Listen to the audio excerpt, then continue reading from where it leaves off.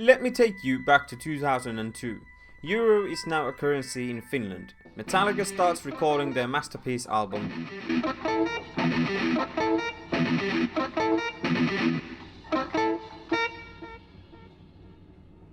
Is that right?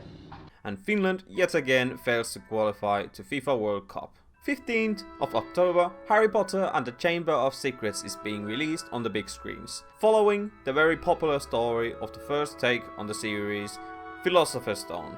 Not Sorcerer's Stone, Philosopher's Stone. And me being a 6-year-old preschooler, I was too young to step on the movie theater to watch the movie, which was prohibited from under 11-year-olds. It was maybe for the best because I wouldn't have slept for weeks. Jenny. I was growing to a fan of the series in a couple of years, around the Prisoner of Azkaban movie in 2004 when there were already 5 books out there. After I borrowed and read the Chamber of Secrets book from my older sister, probably without asking, I stumbled across a game that was based on a said movie and book that was also rated E for everyone. Harry Potter and the Chamber of Secrets. Who could have guessed? No, not that one. This one. Argonaut Games, developer who developed legendary games as Grok, Grok 2, Emperor's New Groove, Catwoman game?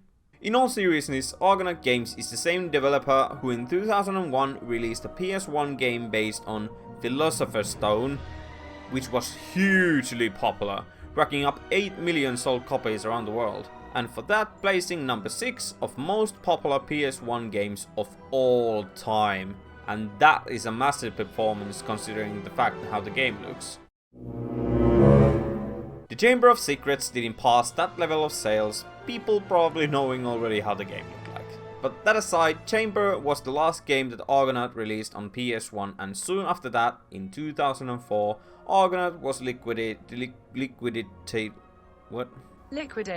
and was ceased to exist in 2004. Because this version of the game is kind of forgotten, and me remembering the game wasn't that bad after all, I'm trying to do justice for this game and review the game as it should. Brilliant.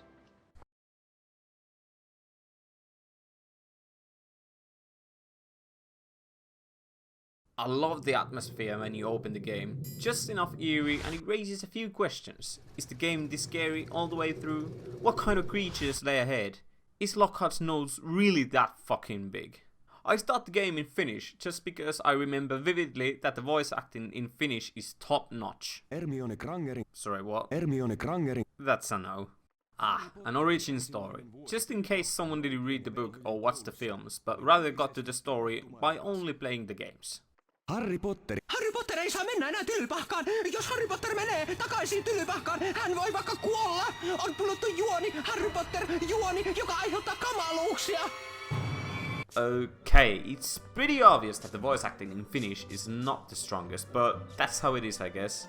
Ron, what they did to your face! In fact, this is the second thing that can be said straight from the get-go. It's ugly as fuck! Like I said previously, the same team that made the Stone of the Philly made also this game, and it seems like the thought process was, don't fix what isn't broken, because the game was so popular. Well, this is one of the broken things in this game. It looks like Ron is having a stroke. I played and recorded this gameplay with my PS3, and I played with an analog mode turned on, and soon I came to realize that it was a mistake. I'll be back on this topic soon. We found our way to the burrow attic where the goal is piping off. We collected all and got back outside. Easy peasy so far. Little wizarding and throwing gnomes. These parts are actually all fun and games. Gnome throwing championship is not bad at all, and the music is great, but the real fun starts when the dueling begins. Dueling is pretty self-explanatory. This time it just doesn't happen at 3:30 in the morning in front of a kebab. This is how real men fight. With drumsticks. And Harry's a real man. He fights whenever he wants, wherever he wants, how he wants, and against anyone who dares to come in front of him and his destiny to become the greatest puffskin hunter there is. Ginny, is that really you? What is happening? Can you imagine what Albus Severus would look like if these faces would be combined? Not having that. Back to the dueling. It's actually fun in this game, and luckily this isn't the only time dueling happens in the game, so great job team.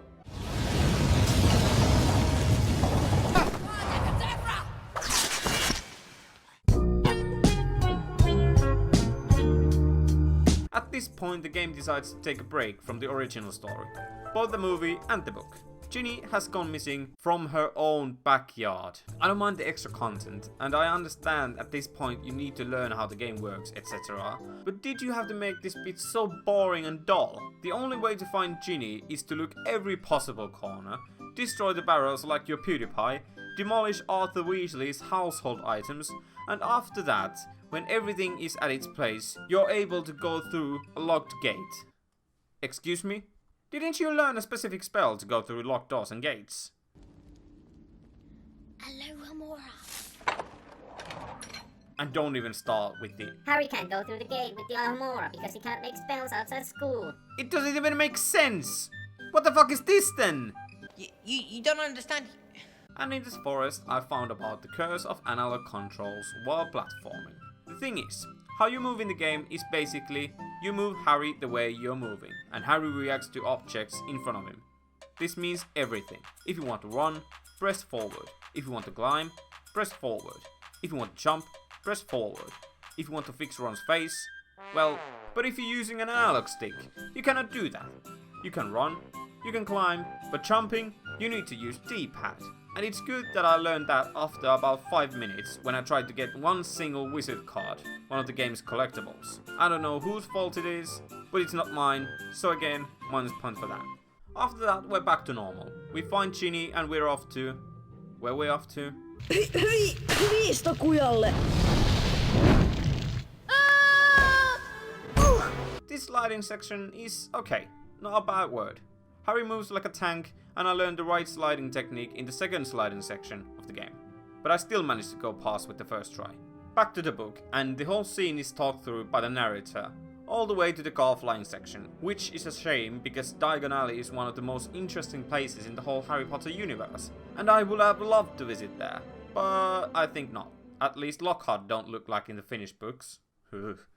Off the road trip to Hogwarts, and again, this bit differs a bit from the original story. Harry and Ron drives way too long in front of the train. I didn't like it as a child, and I don't like it now either. You already got out of the tunnel! Drive away from the train for God's sake! Finally at Hogwarts. Up in the ass of Whomping Willow and voila, inside the castle. After this point I got tired of the Finnish voices and moving on in English for now. First we need to get to the Gryffindor common room, but on the way we stumble across Colin Creevy, who looks like he's got acid on his face. I'm in Gryffindor too!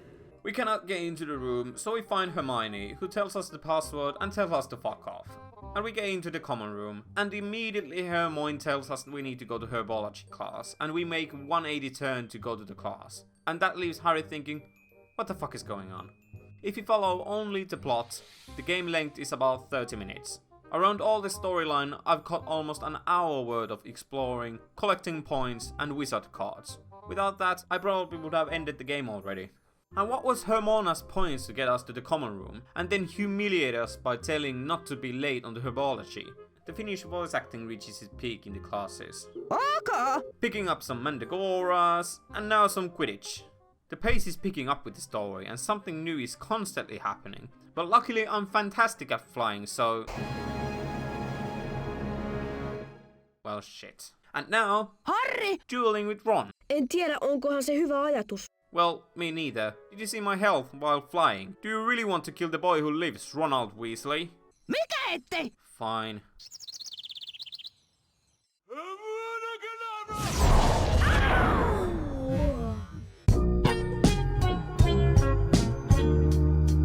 Se olen minä! Hermione roasts Malfoy, and somehow she's the only character whose face isn't that badly molested. Only her other eye is bigger than the other. Try to find a spell for that, you cunt. Malfoy calls Herbert the M-word, and soon after that we're off to Ron, who finds everything pretty sickening. We find Hagrid, and also I start to feel bad.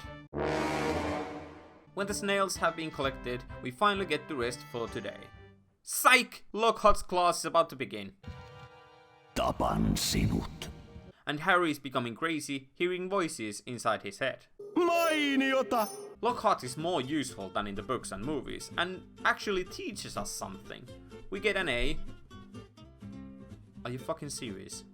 The twat releases pixies out and Harry and Co picks them up with the new spell. Pretty standard. Nearly Headless Nick asks us to crash at the party, and after that, for the first time, there is a break. Finally.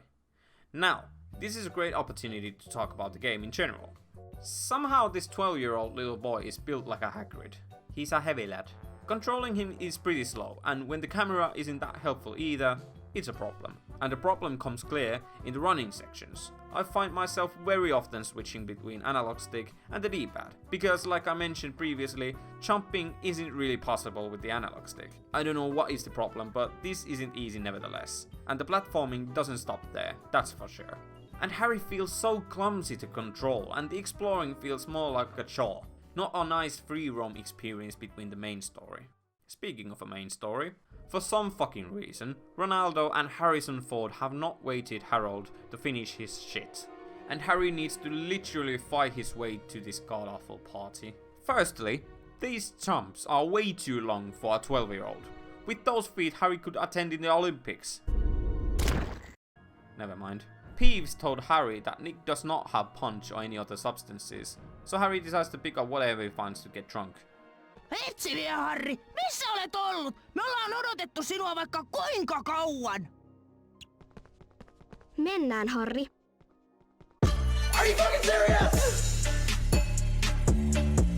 At the party, Peeves tries to get Harry to eat something because when you drink to an empty stomach, it doesn't usually have the best outcomes. Raatelen sinut. And Lord behold, Harry is hearing voices again and realizes now it's the best time to go home. Potions time!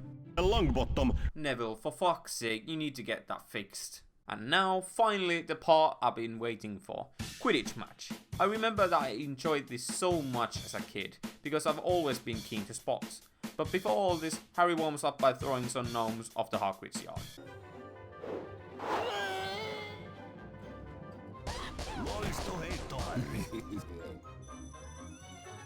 Reality hits me immediately when I realize that Quidditch is basically identical to the car flying section. Boring, repetitive, and the main object is to hit Malfoy in his fat ass. You catch the snitch, and that's it. Hyvä, Harry Potter! Varo, Harry! Arr! You could really feel the pain in there. And what are you laughing at? Half of your face has swollen because Harry whooped your ass so badly. We are visiting Diagon Alley, and it's a bit disappointing. Half of the stores are closed, and where you're able to go, you have these boring minigames to get the ingredients to make the Polyjuice potion, while Hagrid is getting drunk on the nearest pub. We got what we needed, and off we go back to the castle. While Herman is working on the Polyjuice, I'm exploring around the castle, trying to find the rest of the wizard cards. The wizard cards are the main collectibles in the game. Find all the wizard cards and you'll be able to duel against the dueling student of the other houses. Win that and you'll be able to get the card including Hogwarts OGs. And what do you get with them? Absolutely fucking nothing. Got him! My exploring is interrupted by Malfoy, who wants to have a second go with the main man, and he receives a bitter end. Unfortunately, he survives, and the group needs to interrogate him about the heir of Slytherin. Unfortunately, our heroes decide to have a night out before, and somehow Harry managed to drink himself to an elephant. We meet Malfoy, who can't tell the difference, but we can't get any useful information from Malfoy because he's an useless cunt. At this point in the script I realized that this is most likely very hard to watch and follow, but I'm really sorry, I can't really do anything about it. The story bounces so weirdly from storyline to another. I'm trying my hardest to keep this as tight as possible, but the game won't let me. This might be the fact that this game and story hasn't been so popular on YouTube. Or it might be this, who knows. Lockhart is again surprisingly helpful when he teaches Harry a new spell. Seems like Gilderoy is a good lad after all, except he made Harry fall into his death. But he makes it up by giving Harry a small Valentine's Day surprise. Run for your life gift. And now literally Harry dies. But yeah, this chasing scene is pretty okay, except for this bit, when I died in the second part, I had to start from the very beginning. What's the point of having this kind of checkpoint there, if it's not even a checkpoint? And the controls, good lord. All of a sudden Harry decides to end it all by jumping into a bottomless pit. The controls don't really fit anywhere in this game. Harry's just slow and stiff, doesn't respond correctly and turns like a boss. We managed to get through that, and all of a sudden we are in Tom Riddle's diary. This is what I mean. The storyline jumps constantly from one place to another without consistency, thinking the player is keeping up without any problems. Anyway, we found out that Hagrid is the one who opened the Chamber of Secrets 50 years ago. After this, the game's general atmosphere changes to much darker and more sinister, and that same atmosphere carries out for the rest of the game. And I love it. I admit that when I was little, I hated this change of feeling, because I was one hell of a shitty pants. But nowadays, I think it's brilliant. it does not change the fact that I'm still a shitty pants, because the music and the tension still gives me chills from time to time.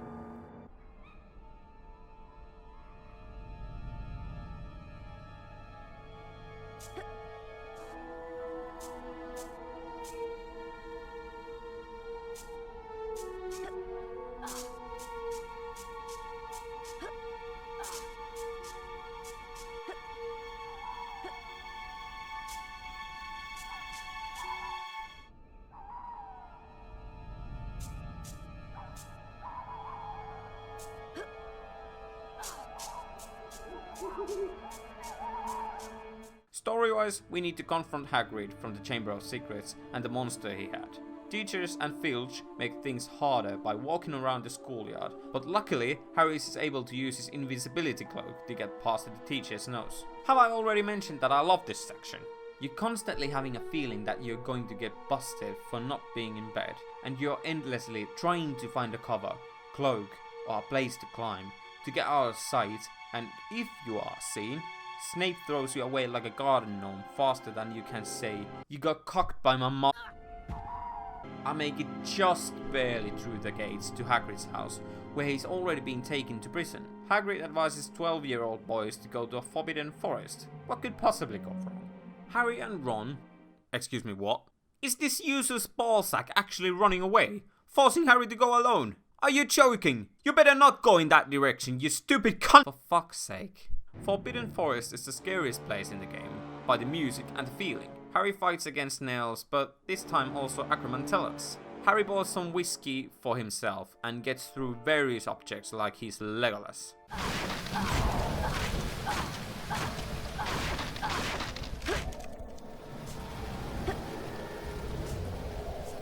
Such a level of badassery makes Harry thirsty again, so time for another shot. It took you almost 30 seconds to have another one. You really need to get help for that, you're only 12 for God's sake. Again, barely making it through to the bridge, running past trolls to arrive to Aragog's nest. Unfortunately, Harry can't stay for dinner, so Harry orders a taxi back to castle, knowing that Hagrid did not open the Chamber of Secrets by everyone's surprise. Okay, we may have slaughtered Aragog's whole family in the process, but what can he do? What was the point of going in there? What have we found out? I'd like to know. Don't even try to act like you were there. You put it out the second you had a chance. Ron gets informed that Ginny has been taken to the chamber, and he takes the news not that bad actually. Oh no! What are we going to do? Ginny will be alright, won't she, Harry? No, Ron. It's very likely that Ginny is hurt, possibly even dead. The chances of Ginny's survival are very small, and we need to prepare ourselves with the fact that Ginny might not be alive if we manage to find ourselves in the chamber. And even if we find the entrance to the chamber, manage to survive what's ahead, and survive the confrontation against the monster that's been causing havoc around the school 50 years ago and now. And if we somehow are able to save Ginny, her mental health is probably ruined by all this. And the traumas she will have are unexplainable, and going through all this will take years. Don't worry, Ron. Are you fucking serious? We're trying to find Lockhart because he has been the most helpful character in the game. Compare him to books and movies, he's a complete tit. On the way there's some weird spirals, and now I can say that the game is at its peak. There is nowhere any signs or marks where you need to go. Even the doors are only indicating that you open the door, but it doesn't tell where the door leads you to. Absolutely brilliant. I picked this door, and Lord behold, it's the same fucking place where I just came from. And I need to get through the spirals again, and do the same thing again, because the door behind me locks up, so I can't go back. Luckily I managed to get through the right door this time. Lockhart's with us, and on to the final stretch of the game. We somehow find the entrance, and Harry leaves everyone stunned with his parcel mouth abilities. Oh, goodness. And of course it fucking works. All of our heroes are eager to go. Oi boy. And let's... into the chamber. We get to the chamber at one piece until Gilderoy Lockhart.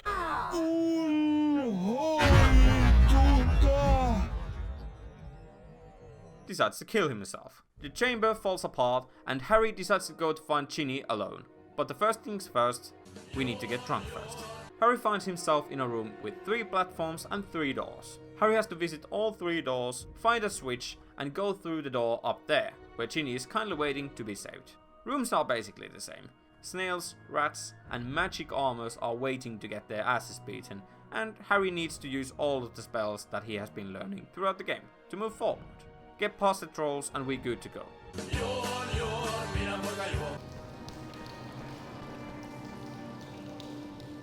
Ginny, älä ole kuollut. Harry, you're too drunk. You're making an ass out of yourself. And if you wouldn't be so messed up, you'd see that there's a giant worm coming out in your way. I know this is just a small nitpick, but in the movies, books, and even in this game, they mention big yellow eyes. Are those yellow? I'm colorblind, so I can tell. The boss fight is full on Jedi Master shit. I've got no idea if that is a laser, or poison, or whatever. But it's really hard to control, like everything in this game. This goes on for a couple of minutes, and soon after that, the whole thing is over.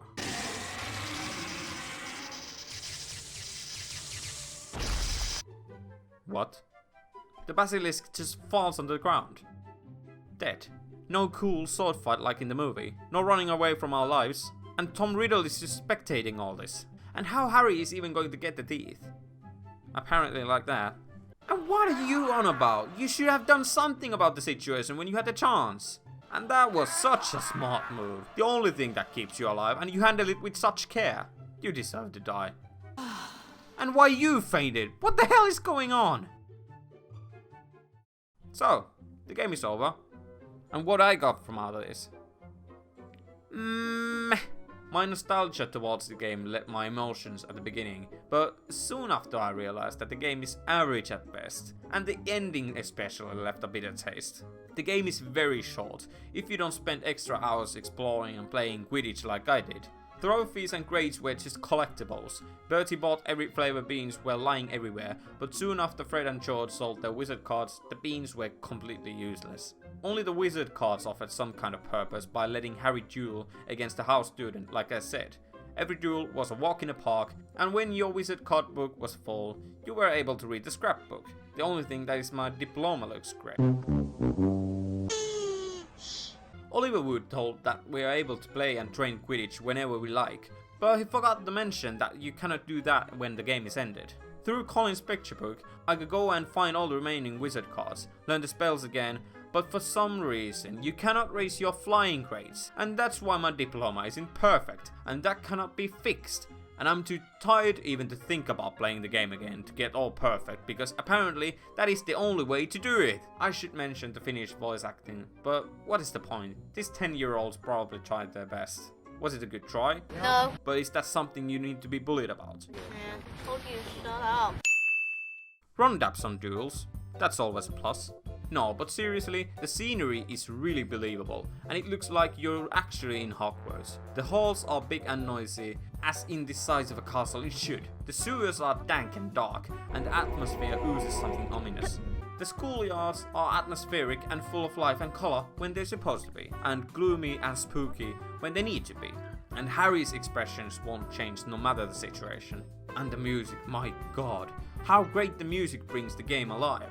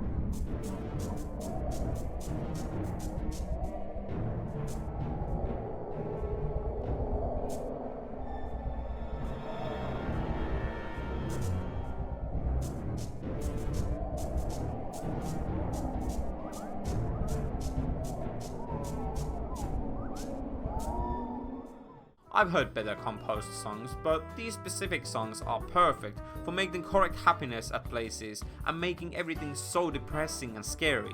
For example, in the scene where Harry needed to go to Hagrid's place, the music really made me feel uneasy. This game made me scared at times. Can you imagine? Well, never mind. This game is scary as shit. Story-wise, the game is more like a scratch on the surface. The pacing of the game was really something else. I've never played a game like this, where the story bounces everywhere without any breaks. At some point, the book slows the game down with its cutscenes, but soon after that is over, the game picks the speed up again and runs through the story without any thought. It was very hard to keep up with everything, even when I already knew the story so well. All in all, the game is such a mediocre mess that it is very hard to like it, but I can't really hate it either. After all, the nonsense and ugliness is somehow very charming to me, and it is the kind of game that you can happily say that I played the whole thing, but I still cannot recommend it to anyone.